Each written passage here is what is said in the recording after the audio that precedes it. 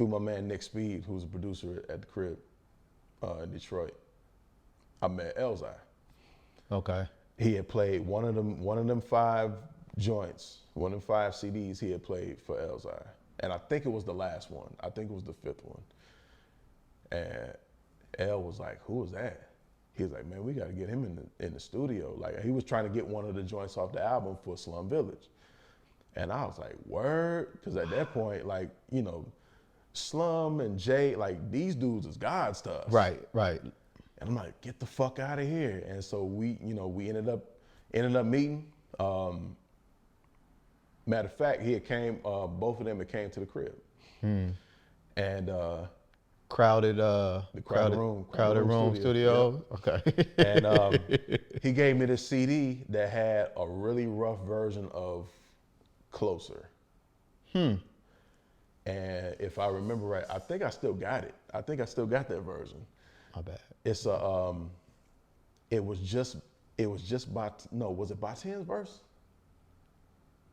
I know it was Elzai's verse and maybe Batien's verse, but really nothing else. There wasn't no hook on it, no nothing. And he was just like, can you replay this sample? And it was the Don't Say Goodnight Ozzy Brothers sample, which ironically I had remade on one of my other beat CDs. That's crazy.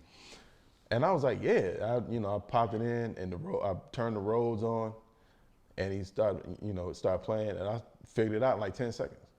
And he was like, man, you gotta come to the studio. I was like, bet. And so I think the following like Monday or Tuesday, I was in Barack Studios meeting T3 and RJ Rice and playing keys for Closer.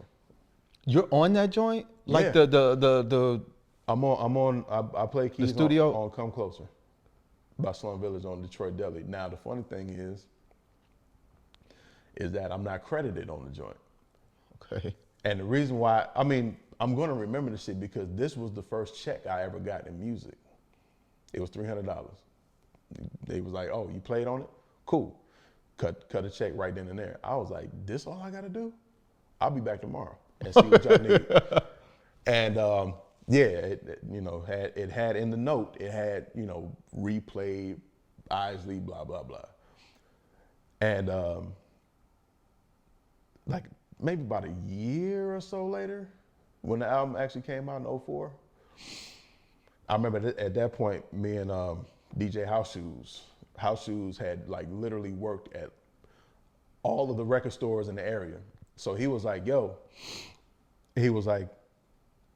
come to the crib, kick it. I'll get all your shit in these stores. I was like, bet. So I would go over there, kick it with him. We listen to music, and then we would go to different record stores, and he'd get my records.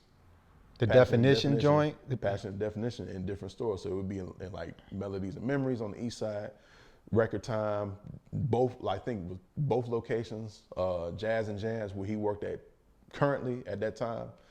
And we went into the spot, I think it was like a warehouse spot called Angot. And Detroit Deli Vinyl was sitting out there. It just came out. And I was like, word the fuck up, man. Looking through it. And thinking you gonna see your name? I was like, that'd be fucking crazy if my name wasn't in here. I don't even know why I said it. I was like, that'd be crazy. And sure enough, looked, and the keys was credited to somebody else. I was like, nigga, you kidding me?